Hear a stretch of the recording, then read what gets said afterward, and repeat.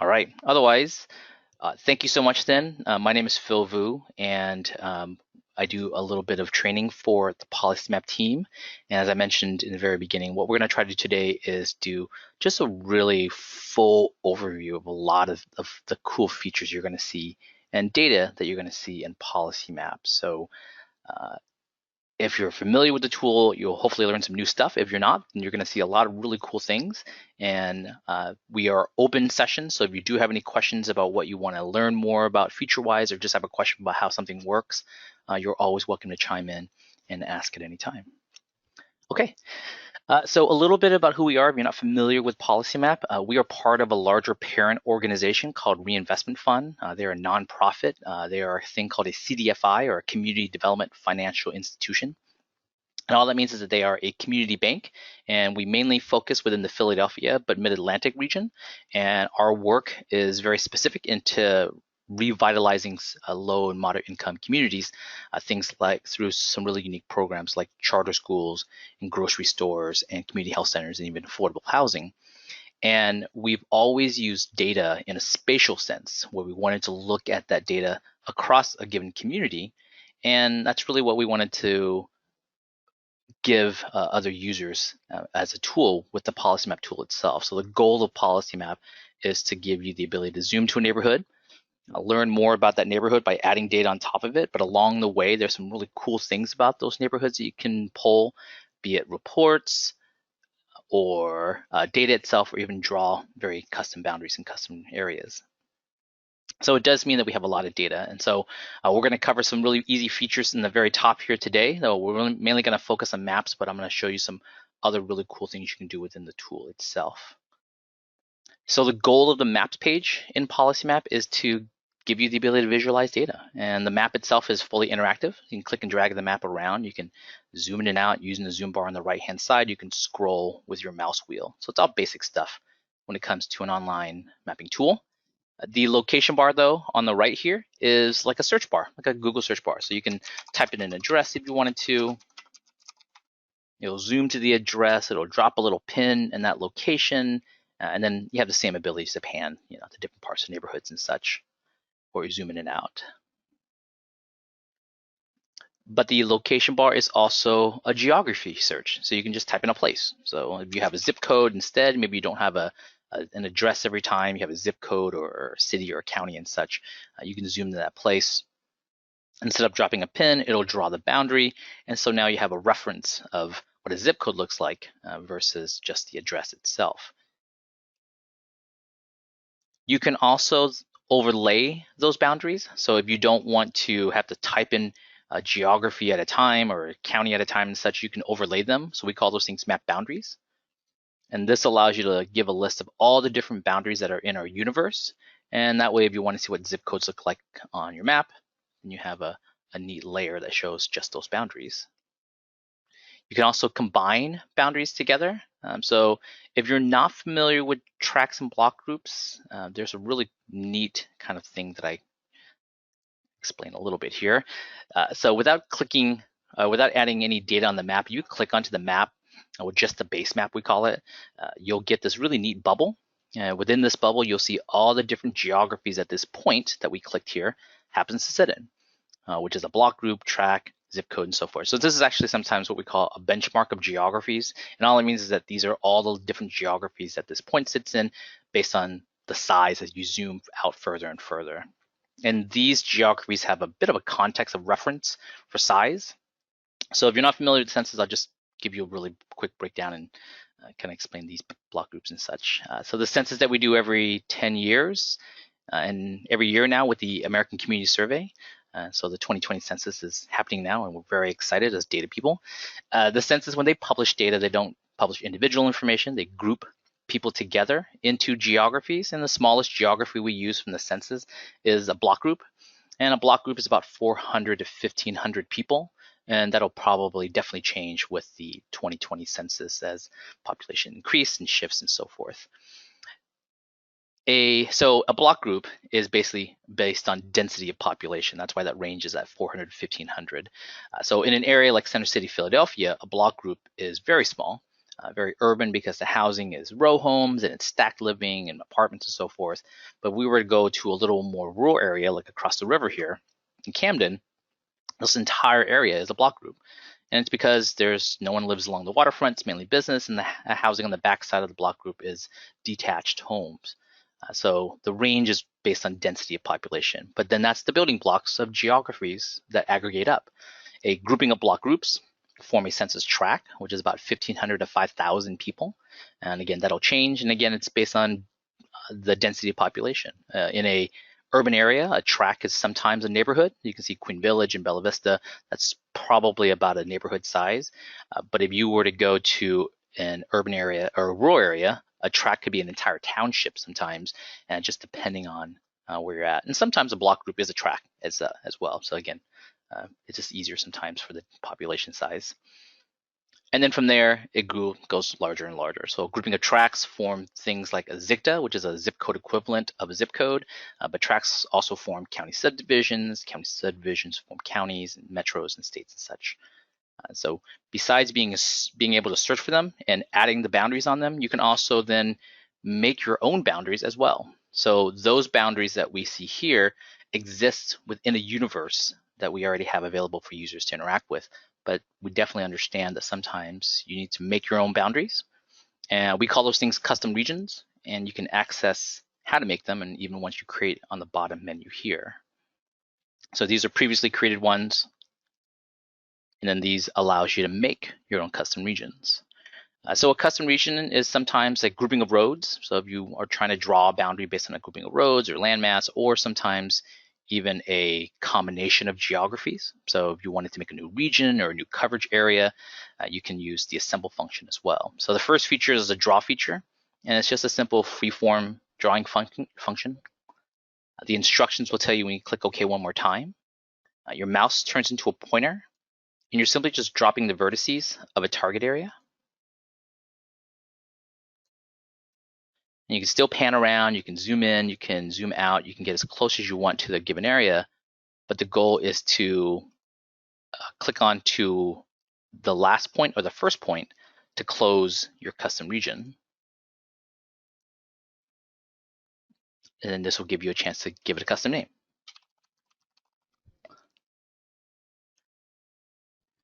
A custom region is really unique within the PolicyMap tool because it doesn't care about any of those underlying boundaries that we just talked about.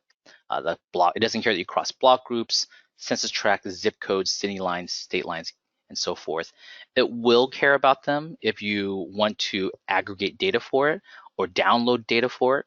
It'll figure a really simple 50% coverage rule, meaning that if I were to try to download, let's see, zip codes, I don't think I have too many in here. There we go.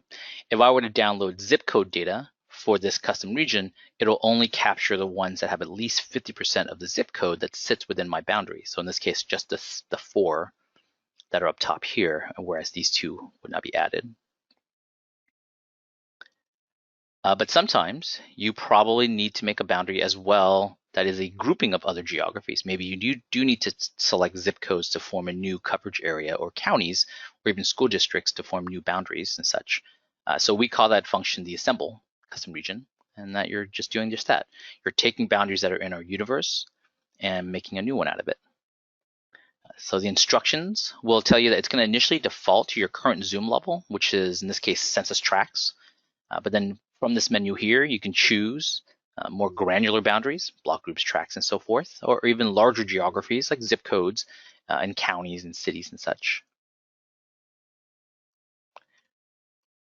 So these are just a matter of clicking onto the map to select the areas that you pick. You can deselect custom regions, so that way you don't have to redraw anything, and then of course give it a custom name.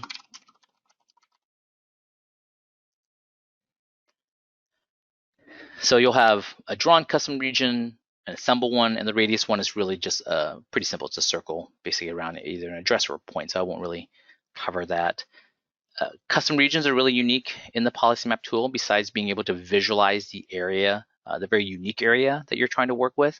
On the edge, there's 2 icons, and the red icon will give you a bit of customization as well as some places you can add data to. So you can change the boundaries, you can fill in, This will all come into play when you want to make a map and export this as a presentation to someplace else.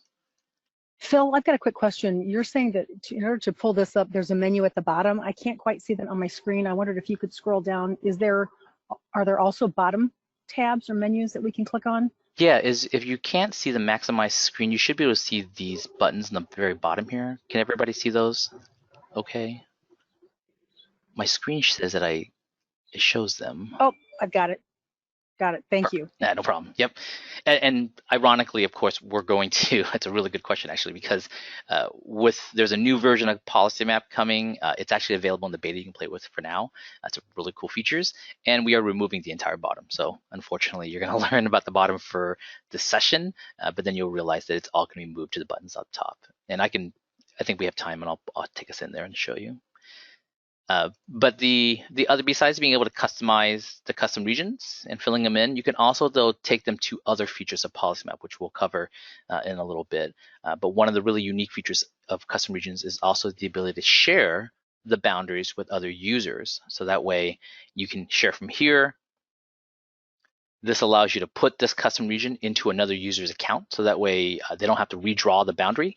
You can just give it to their account. I'll show you what it looks like. And then from there, they can interact with the boundary at any time. And that occurs in the other menu. So the My Custom Region menu is a list of all the custom regions that you created that you can actually add and remove at the same time, but also custom regions shared with you from other users. So that way you can access their boundaries so you don't have to recreate them. Because sometimes someone spends a little bit of time creating custom regions with the tool.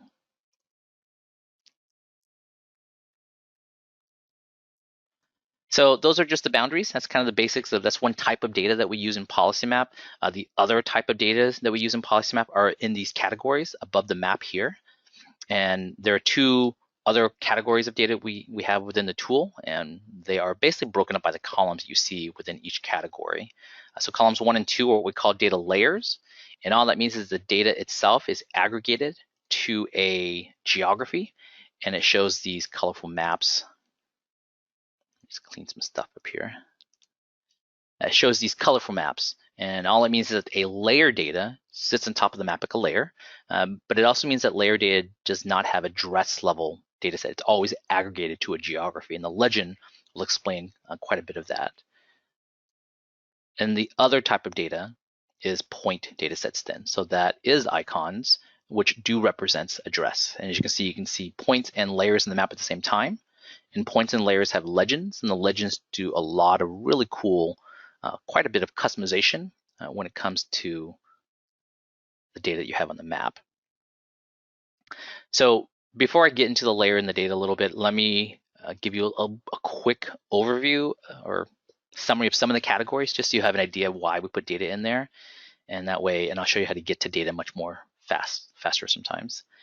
The demographics tab probably are categories you're familiar with. It's things like total population, density, racial characteristics, and so forth. We do get some really neat variables once you dig into a category a little further. So in the case of demographics, you start looking at things like language spoken at home. And then once of course, English is probably the most common language, and then Spanish is the second most common language. But once you strip those two out of the survey, you get these very beautiful map, a little bit of mosaic sometimes, but you get this fantastic map that shows the third most common language in those particular areas.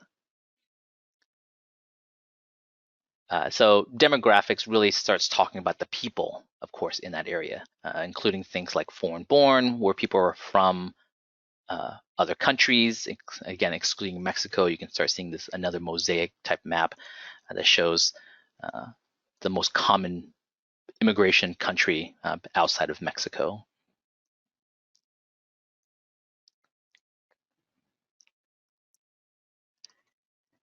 And then also within demographics, the census generally wants you to look at racial characteristics as one race at a time, mainly because it gives you this ability to kind of see concentration of white, non-white, black, Asian, and so forth. And sometimes there's always an interest to see how those races and ethnicities all look like together.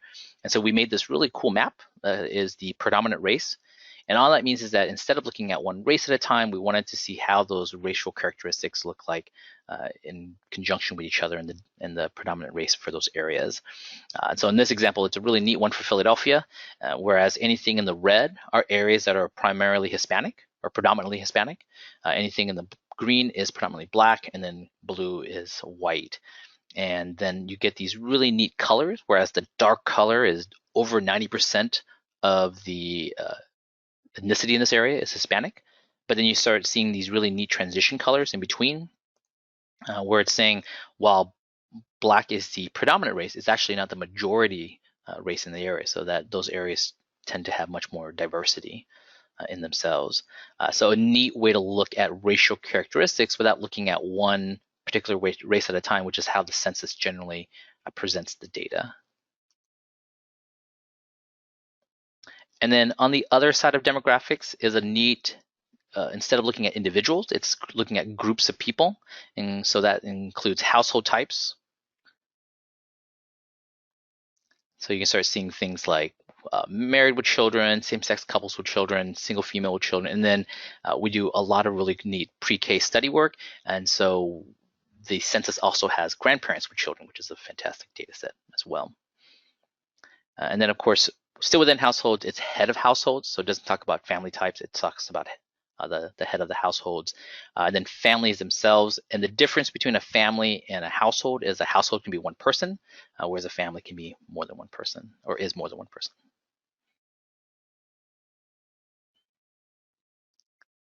So demographics, just a neat category that as you get further into the category, you'll see that there's a lot of really cool ways to look at the demographics of people, basically. Income and spending I won't spend too much time on because it's pretty self-explanatory, although the most commonly used income measurements, if you are looking at income in general, is household income. And so because of that, the census does break out some really neat variables of income, things like head of households, again, but also tenure, so type of income, and then income brackets, so how many households fall within these ranges, and then of course age and such. There's poverty data for people and family again. On the spending side, I'm not sure how much that interest would be for your work in particular, but there are some spending habits that we pull from the census and also medical and affordability calculations as well. There is SNAP and retail and food free and reduced lunch, but this is at the school district, I believe. If we do jump into some more unique categories about communities, quality of life is probably a really neat one that might be of interest for your use. It's a bit of a hodgepodge category of variables related to the community. So it does talk about things like crime data from the FBI crime report, incarceration information for low income and families and such, but also things like how people have access to the internet or not. So if you're looking to do a very specific type of marketing or outreach to a given community, it's really good to know if they have a computer or not, or if they have access predominantly on smartphones versus desktops and so forth. This is a neat survey from the census. And then on the other side of that, if you are looking to talk about mobile education, availability to broadband is always a adherence of access to that. So this is a neat data set from the census for it. And then, of course, other variables related to just general things about the communities, how people get to work, access to cars, public transit and such. And then some really unique indexes talking about social vulnerabilities based on a variety of different markers, things like socioeconomics, household compositions, minority status. And so what happens with some of these variables, and I didn't really get a chance to pull it, but when you pull up a data layer, you'll get a title of what the data is. But if you click under the title, you'll get a much longer, sometimes, explanation of that data. So this will help you understand what made up this particular social vulnerability index related to housing and transportation. And then the description will explain that it talks about access to a car, without a car, multifamily building units, mobile homes, crowding housing and such. So a lot of factors that come into this particular index, but the description is trying to explain to you what makes up that index. And then the last one that might be of interest, of course, is our education tab or even our health tab. I'm not sure if there's an interest for either one of these in more detail, but education is pretty simple for us in that it's a lot of the very general variables from the census, but also some school district level data from, I believe, NCES, the National Center for Educational Statistics. And then, of course, we also have data from grade schools, which has school performance data as well. So just a lot of categories, right? A lot of different variables and a lot of different ways to get to data. And sometimes these categories are overwhelming about how much data you can interact with. And so another way to get to data without digging through categories is to use this other search bar in the very top. And this will allow you to just type in a handful of keywords. So let's say you're looking for education on graduation rates.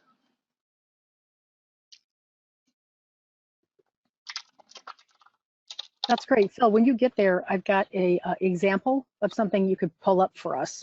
Yeah, that's that perfect. has a few different layers of mapping in it. So let me know when you're. Yeah, let's do it. We can definitely, that's perfect Wanna do timing that? because we'll get to a data layer and talk about it.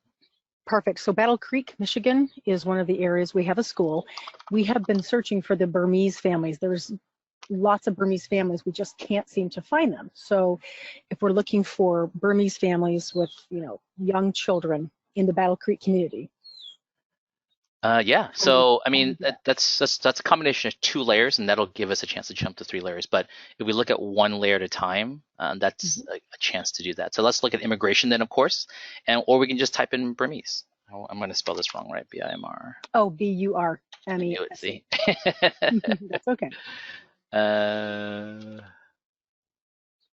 Oh, there it is. Percentage. This is green cards. That is so. Just knowing the data set. This is at state level.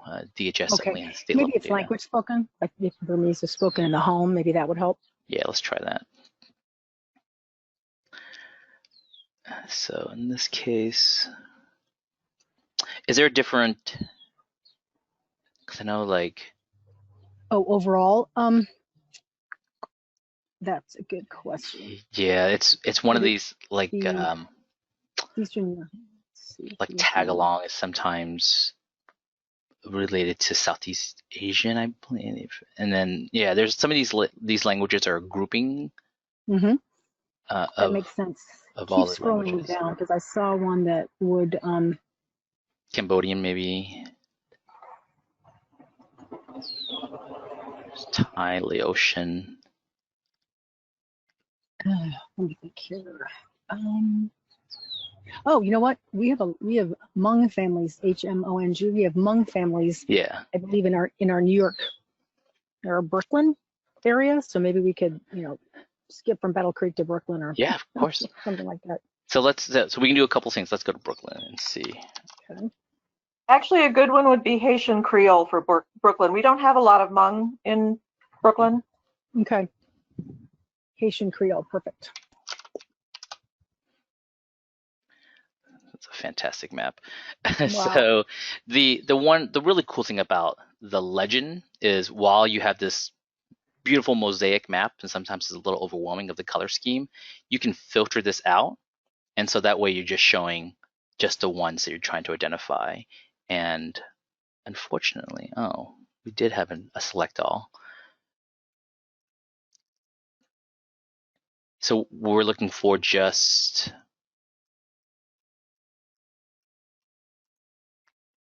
Haitian, Lori, Haitian, Croatian? You got it. Haitian Creole? Creole. I apologize. We had a select all button here. I don't know why it's not there anymore. Haitian Creole.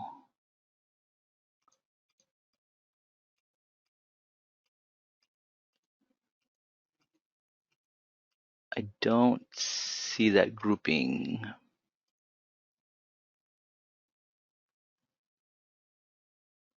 Oh, there it is. That's fine. We'll use this just for now as an example. But what this will do is it'll isolate just that grouping. And so instead of having to see the mosaic of different languages, you start seeing your cluster and actually your density in that area. Is there a way to slow it down further by presence of children in the home? Yeah, so this would actually take us to the other feature in PolicyMap. So that's actually we'll segue into that. So explaining a little bit of how the two tools work. So the maps page, the goal of maps is to look at one layer at a time, and really the purpose is to make a series of maps in this sense. So you can make a map of predominant language or predominant speaking language of French Creole, and then you would make another map of students or people under a certain age group. You can combine those two together using the 3-layer maps. So that is the ability to say, I want to find places that speak French Creole plus have a higher concentration of students or kids under a certain age group. So that's where the 3-layer maps comes in, because you're overlaying multiple layers instead of one layer at a time. So we'll stick with this one more time. And again, I apologize. I think I have to do this all over again. Nope.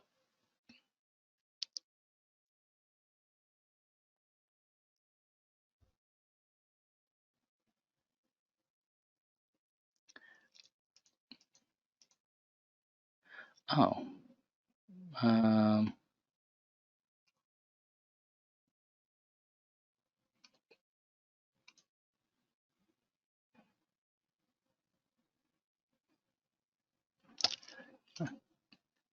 Let me just check something. All right, let's do age first. I think there's something up with my category. Under a certain age group? Yes, perfect. Maybe ages 5 to 9, please. Got it.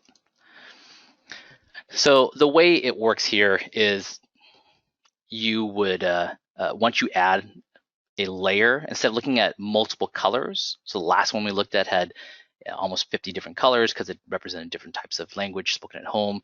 In this case, age groups, it would normally show 5 or 4 different colors representing the percentage of each one of those colors.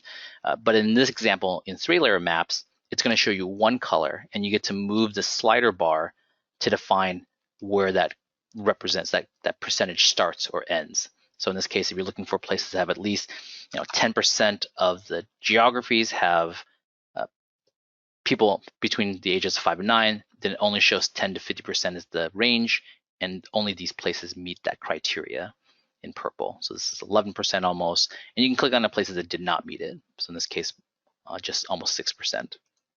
You can play with this a little further if you wanted to. So we can bring it down to 8%, and it'll capture a few more places. So the next step to this is to add the other layer, which I do apologize. I think it's going to not work because of this, but let's, you know what? It will work. Here we go. So instead of looking at the predominant language, we're just going to look at just French Creole.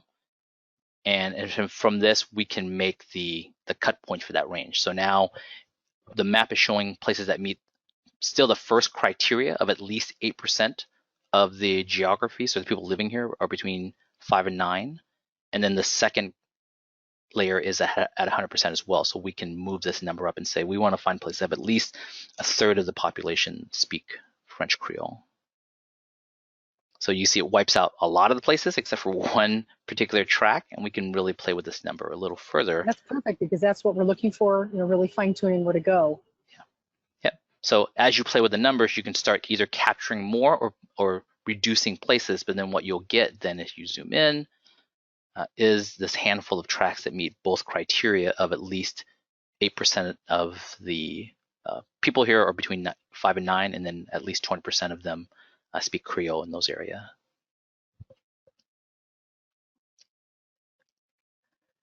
And so we can do this. The neat thing about this particular query is that it's being done across the entire US. So if you wanted to go to Battle Creek, of course you can see, I'm pretty sure we're probably gonna not have the same match rate, but that's one of the abilities, is that this query is being done here, but it's also being done across the entire US, which allows you to either download a list of all the places that meet those criteria or zoom into other cities and see if they meet the same criteria at the same time.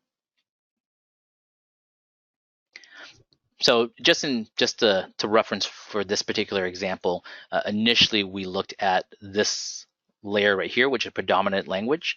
But I think in particular, you would probably look at language spoken at home instead. So this will be, instead of looking at the predominant one, it's just the actual percentage of that language being spoken home. So in this case, we could go to Battle Creek and use a different language if you wanted to as well. Yeah, so the 3-layer maps is really neat. You can add another one on here and say, you know, again, we can bring this out a little further and try to capture a few more tracks and such, just in our example here. You know, we can say of these ones, let's find another one and say how many of them are in areas that have maybe, you know, low income or households with grandparents. This is one of my favorite data sets, but just in case. So this is you can find, you know, at least, let's say 20% of the households here have grandparents that take care of the kids. Oh, that's a huge cut.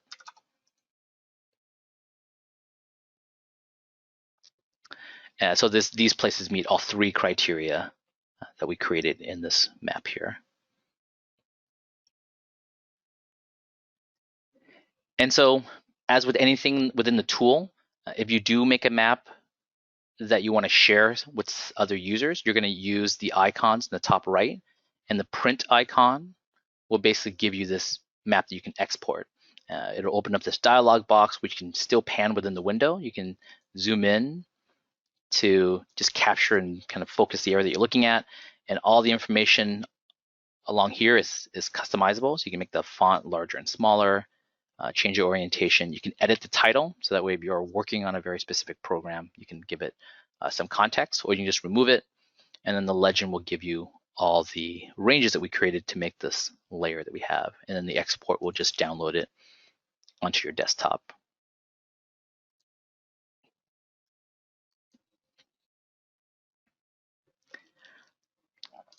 Okay, let me show us one other type of data, which is the point data set. It's probably an easy one to explain because point data sets are super easy. And then we'll tie that back to then loading a little bit of data if you're interested. So the other data set we have is what we call point data sets. We initially looked at layer data, and again, that's because it's aggregated to geographies and such. But points are just pretty simple. I'll just do public schools to give you an idea. So these are icons in the map. The legend tells us that the upside down triangles represents a public school. The source link that in the legend is available for layers as well, but in the case of the points, you can click on 2 of the points as well. And this will take us to the other page that we have within PolicyMap, which is what we call our data library page. And this page here is a list of every data provider that we use and data source that we use in the tool. And then within each entry, we try to be as transparent as possible about what data we pull, where the data comes from, when it was last updated, and then the description actually allows us to be pretty transparent about any methodology that we did with the data set as well. But point data sets are neat in that you can click onto a point, of course, just like you could for layer data, like a geography. But in this case, there's a ton more data to interact with for points. So for the public schools, it's a lot of information. So this is, looks like it's PS 181, covers pre-K all the way to 8th grade, total number of 682 students, has a 15 almost to 1 student-teacher ratio, the enrollment by class, the demographics of the school, and then what that number looks like as a percentage. So every school has this information, and it's a lot of data, and it's a little overwhelming. And so what we wanted to do is create ways that users can take some of this data and kind of whittle down the points that are being shown in the map so that it's just showing that grouping that you would want to show at that time. And so filters are here, and these are the different filters in this case for points. You can filter by the type of schools, the status, the grouping of levels, the grades themselves, total number of students, student-teacher ratio, some really cool stats, charter school, magnet schools, and even the demographics of the school. So that way, if you want to see areas that have predominantly Hispanic students within the area, maybe at least over 70%, 80% or more, this will show you a grouping all the schools that just have that percentage of over 80% of the students are Hispanic in the schools. Points are really neat in that you can combine points together. So I can say of these schools that have more than 8% of the students are Hispanic, which ones cover maybe are a charter school in that area? All right, none. So the filters are very specific there. You can also filter by other things. So you can find of these ones, which ones are maybe just a middle school. So that now just a handful of these 3 schools are middle schools that are predominantly are over 80% Hispanic. You can also though take filters and color code them based on the range within each just the category itself. So in this current example, we're able to actually use filters from other categories, so which is in this case Hispanic population for the school, as well as the grade that it covers. But we can just take the filter for, let's say, all the schools at once, and then show it by total number of students within the schools. And this puts all the schools back, and it uses a really simple color coding system based on the range of the total number of students. So anything in a red are schools that have over 1,000 students within there. Anything in the orange are schools that have fewer than 250, and then everything in between. The only difference between points and layers is that with points, you can overlay as many points as you want on the map. So we were to go back to, let's see, percentage of Hispanic students over 80%. We can overlay another type of point data sets. So in this case, I can say, how many of these schools are next to a hospital or retail-based care facilities. So now we have a point data set of schools that have over 80% Hispanics, and then hospitals in relationships to those points. So that's probably the biggest distinction between layers and points, is that you can add points on the map, multiple points on the map at the same time, whereas in layers, you would have to go to 3 layer maps to add multiple layers as well. All right, so that's the basics of maps and such. Let me know if there are any other questions. And then the rest of this, I can go through some really cool other features as well. Brian, do you have any specific questions regarding what your department would use it for, or examples that he could pull?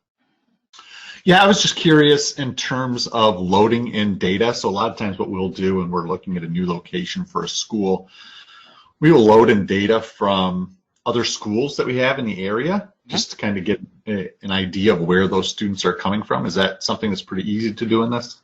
Yeah, of course. Let me, thank you. That's a great question. I'll segue us to the data loader. So it is a very straightforward data loader. I'm going to pause this real quick because I was not prepared to have this up, but let me pull up a file for you. So the data loader right now is what we call a address-based or point-based data loader. So as long as you have an address for your data set that you're uploading, then you can use the data loader pretty straightforward. If for whatever reason you have data sets that are at geographies or school districts or zip codes and such, we don't have that function now, but it is actually something we're building with the upgrade to PolicyMap. Would Lat Lounge be included in that? You got it. Yep. Yeah. So the file that you're going to upload, all it needs, because it is an address-based data loader, it just needs either the address, city, state, or zip, or latitude, longitude as well. So you can actually use our geocoder, and we'll geocode the address, city, state, and zip to plot on the map. But once you have this file, so the data loader is really neat as well. It is an unlimited data loading tool, so you can actually upload as much data as you want. There is a limit though per file, and it's just because we're a web-based tool, and we are, again, with the upgrade, we're pretty excited because we'll be able to fluctuate this number a bit. Right now, it's limited to 5,000 addresses per file. It was at 10,000. It should go back to 10,000 fairly quickly. And after that, it'll actually be even larger because we are upgrading a lot of things. But for now, as long as if you have a file that has 10,000 addresses, just split it up into 2. If you have 50,000, just split it up into 10. Once you split it up, you'll see the data loader is really easy. And once you have them all uploaded, you can display them all on the map at the same time as you upload them. Cool. So in this case, the data loader is one of the easiest things you're going to use within the tool probably. So give it a name. how you want to share it is really helpful as well. So initially myself only means only your login will see this particular data set. But as usual, you have the ability to share with other users. So you can actually identify those users individually at this time. Or the publicly shareable is a really cool feature that allows you to use the share feature in the Maps tool to share it with anyone. The difference is you don't really get to track those users because you're just kind of putting it out there, whereas selected individuals, you are managing those users at that time. There's different icons to choose from, different colors and so forth. But once you have your data set uploaded, this first page is just trying to identify that address, city, state, and zip, or latitude, longitudes that you would have in your file. If for whatever reason one of those fields isn't up here, it's spelled differently or so, you can always use the drop down to say this should have been the latitude field during the geocode process. But all this does is basically recreates your spreadsheet, and then from here, it adds a handful of other fields, including the coordinates for all the addresses that were found. It's telling you the match rate up here. So it's saying of 128 addresses, 124 were found. It's telling you can edit the information for this field at any time. You can sort them just like an Excel spreadsheet. And the first column is probably one of the most important sorts because it'll group together any failed addresses that didn't go through our geocoder successfully. And these are some common mistakes when it comes to geocoding addresses, things like cross streets. Most geocode tools don't really have that process, or addresses that don't have street numbers, and even PO boxes, probably the three most common mistakes. But the neat thing is you can enter the information in here.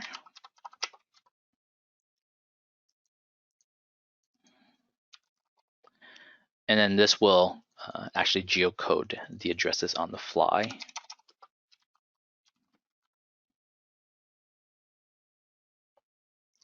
And then when you click Save and Close, it'll basically, we've gone from a spreadsheet of addresses to being able to see points in the map, and then those points are interactive as well. So once you have this data set here, then you can basically use it in the Maps page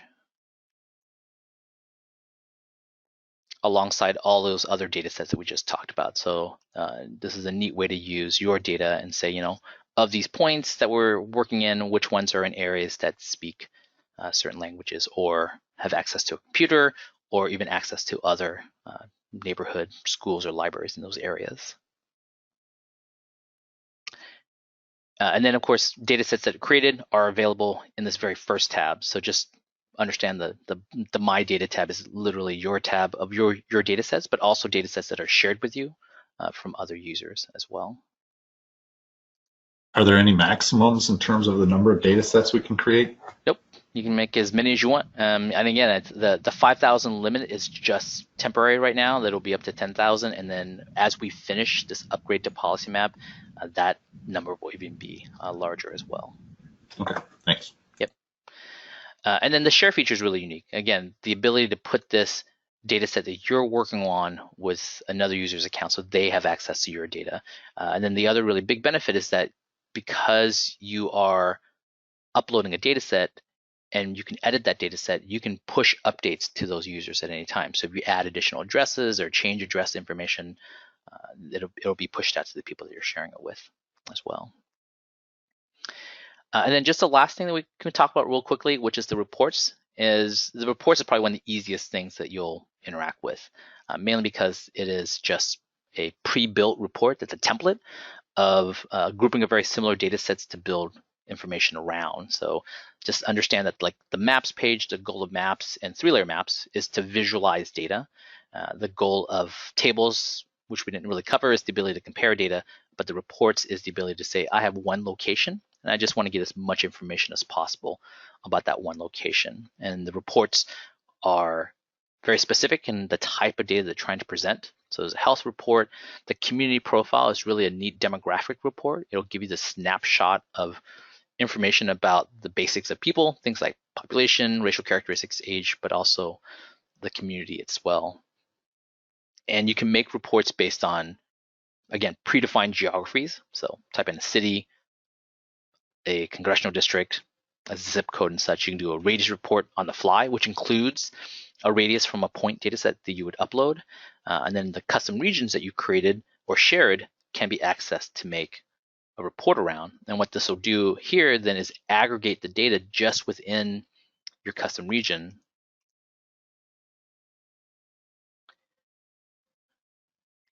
And then again, this is a really basic demographic report. This talks about initially the geography that it happens to touch, school districts, congressional districts, state information, but then the aggregation of data itself. So the population in 2000, the population in the most recent ACS, and the growth in change in population, the demographics of the area, the change in demographics, the age composition, and of course the income information. And as you get further into the report, it starts talking about things like the community information, so type of homes, home ownerships, vacancy, job information, and such. So a neat report. It's a really neat way to get a very quick snapshot of information about the people and the area that you're looking at without having to pull one piece of data at a time.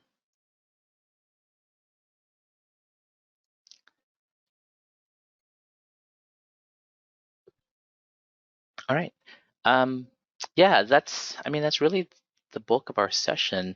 There's some other things in here that I always try to point out, which is the ability to save maps. This is very helpful if you are trying to do a long-term project about something. So let's say you make a map or a series of maps that has all the variables you're trying to track within a given area. You can always save that information. And what this does is it saves it into your account, and it saves all the customization you did to that map, and it saves it indefinitely. So that way, a lot of times, if you want to find out what that information looks like a year from now or even 5 years from now, saving a map allows you to pull that historical map back up, and it'll update the data with all your customization to that data. So we have a lot of users that make these time series maps because of that.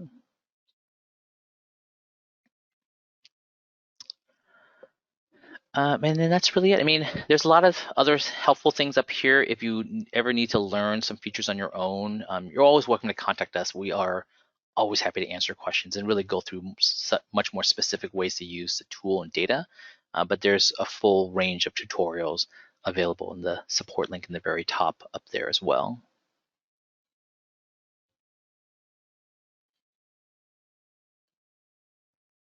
That's absolutely fabulous, Phil. Great, amazing tool for us. Does anybody have any questions before we let Phil go?